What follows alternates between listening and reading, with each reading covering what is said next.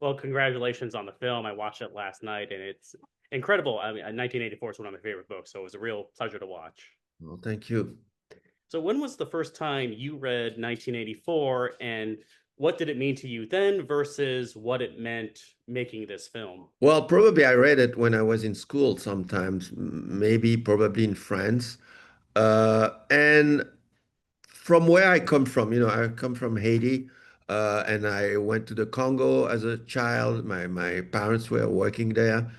And so Orwell was always like somebody who write about science fiction, like something about the future. Mm. And my reality was, to be involved in what's going on around me at the time, and if you know my work, it's always about, how to impact what's going on today in our world. So he was not on the top of my list. But when you are offered, total access to such an important writer's work, body of work, it's hard to say no. And then when I started, reading back, books that I had read earlier, and then the essays, in particular one entitled "Why I Write," which is an incredible sort of confession, humbled and of an artist who say why he became an artist, why he became a writer. And that's an incredible moment, and I use it, a big part of it, in the text. So, how long have you been working on Orwell 2 plus 2 equals 5? And how did you go about, as the world continues declining around us, how did you go about incorporating more current news stories and images into the film? Yes, well, that's the trick. You when you make a film like this, first of all, I didn't want to make a biography. That's not the kind of film I make. But I wanted to tell a story that you can watch one, twice, three times, four times, because there are so many layers that you are really, it's an interactive process. So in order to tell a story, you need a character, you need conflict, you need emotion. I do both. I do fiction and documentary. So my approach to both is the same. So I choose the moment in Orwell's life that was a very decisive moment. The last years when he's writing 1984. And he doesn't know if he's going to complete it because it's hard. He's sick. He's going to hospital, to sanatorium every 2 months, every 3 months. And the writing is difficult. Sometimes he write lying down. So it gives the film a sort of tension, where, with the magic of cinema, you're not even sure if he will, complete 1984.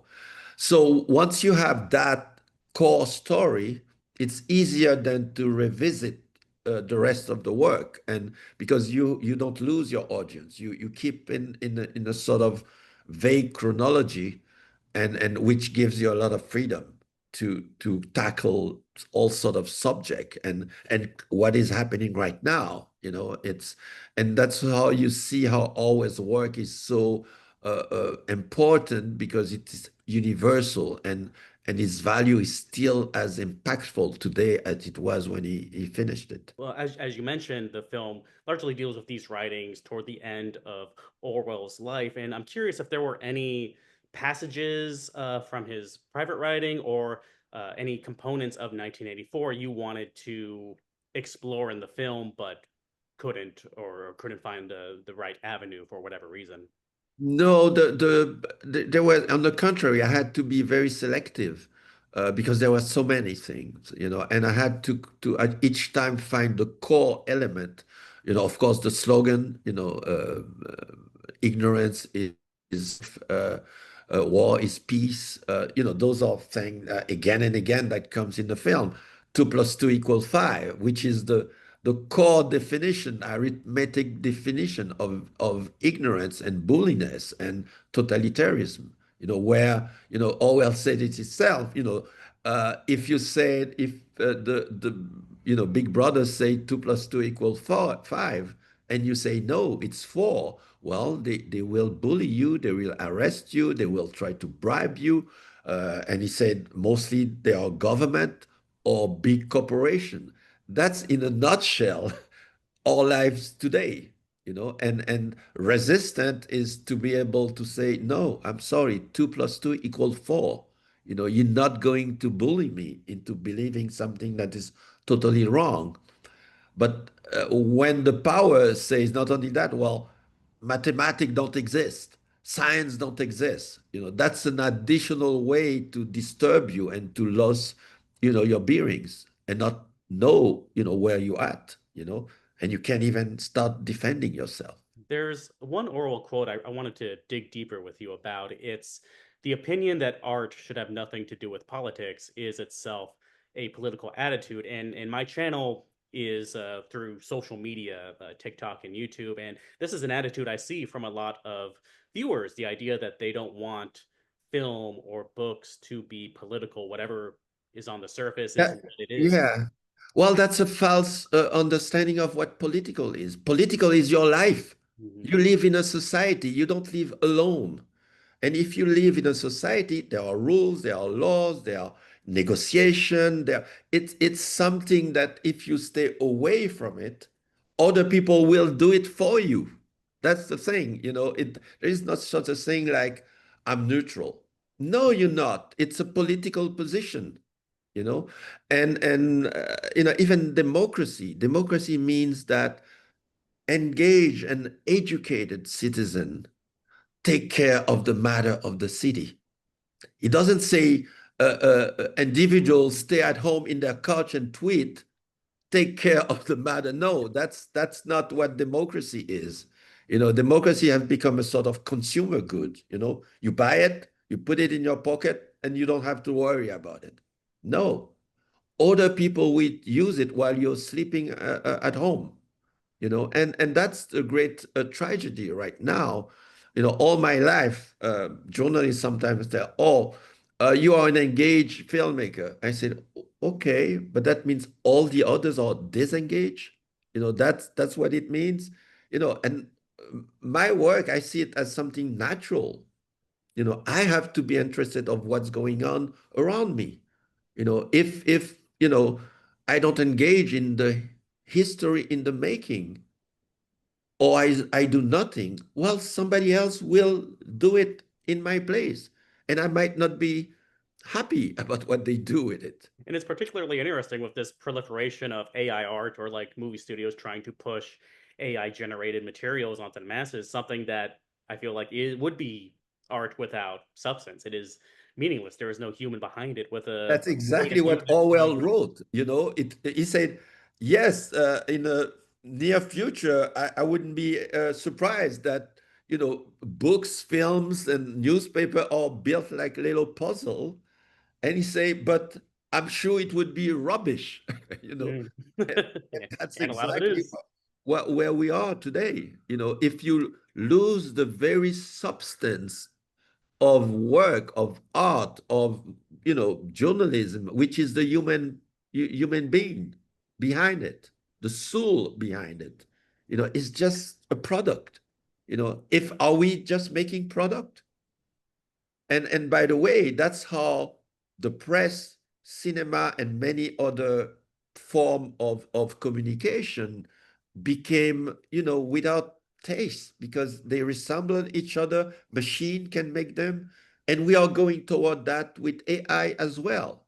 People don't understand every new technology is a technology you have to control. It's like an instrument. You invented the hammer. Mm. The hammer cannot have authority on you. You have to handle the hammer and use it because you need for nails, you need for something else. But that's how it always have been. You can't just render your whole brain to a machine. Doesn't make sense. And the other part of it, we live in a capitalistic society, so it means profit is at the center. So when the new technology is the in the end of profit, in the hands of profit, that's it. We lose because the decisions making is related to how much money I can make with it. not if my constituency or my society will be better off. No, if I can make billions with it, I don't care how many people will die. I don't, as long as they buy it. I don't care if in 1 years, in 5 years, school children will be dumber than they are today. I don't care. I have my billions. So that's what capitalism is profit is at the center. You have everything for it to go wrong. Yeah. Yeah, absolutely. And 1984 has a lot of relevance when it comes to today, and it's very important in the overarching genre of dystopian literature. And I mean, the name 1984 has almost become shorthand for censorship or government overreach.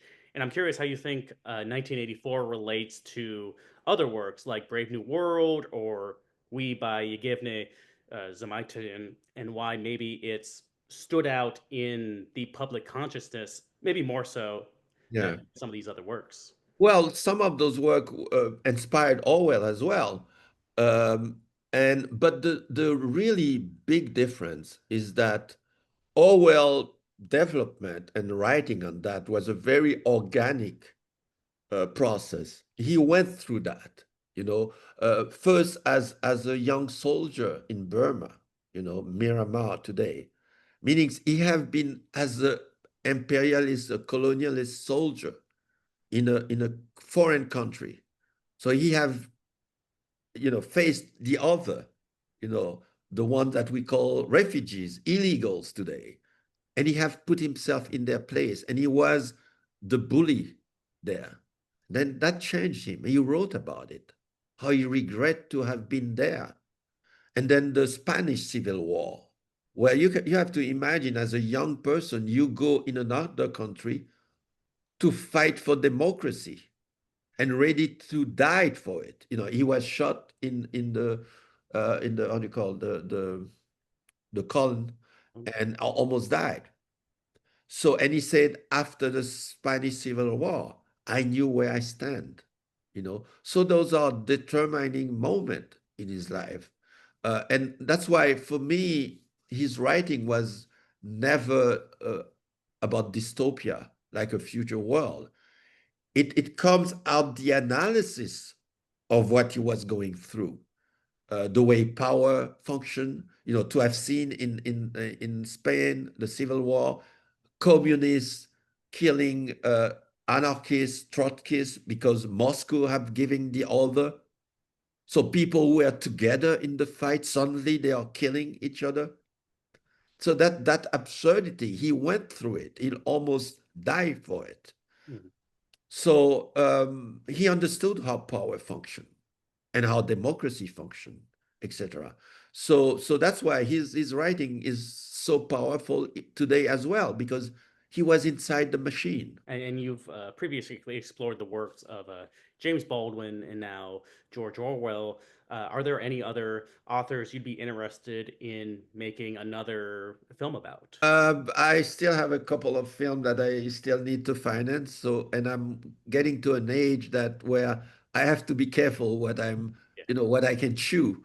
But I think I was very privileged to have done first films about people who have influenced me, or stories that have influenced me, whether it's the Young Karl Marx, which a film that I took 10 years to make. uh, I Am Not Your Negro as well.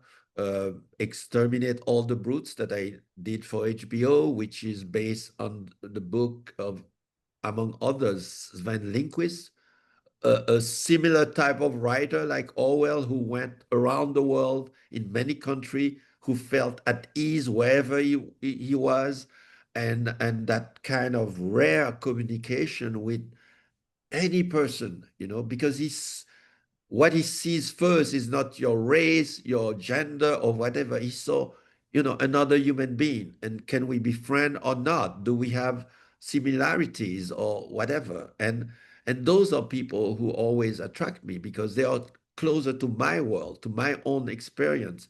Uh, uh, you know, being in different countries, born in Haiti, went to Congo, went to school in Congo, and then went to France and study in Germany.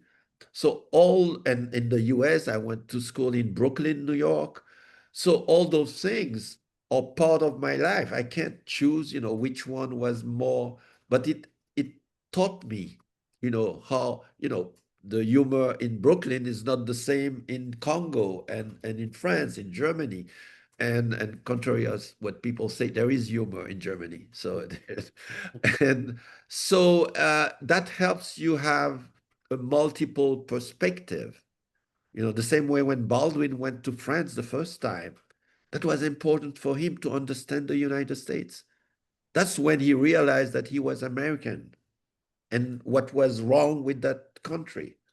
And those changes and those change of perspective are really important in your life. And I'm very, thankful that I was able to be raised like this. Are there any books, maybe published within the last couple of years, you've read recently that you think are that have really influenced you? Recent, it's more difficult. In view of my age, I feel that I've read most of the book who frame me, who educate me.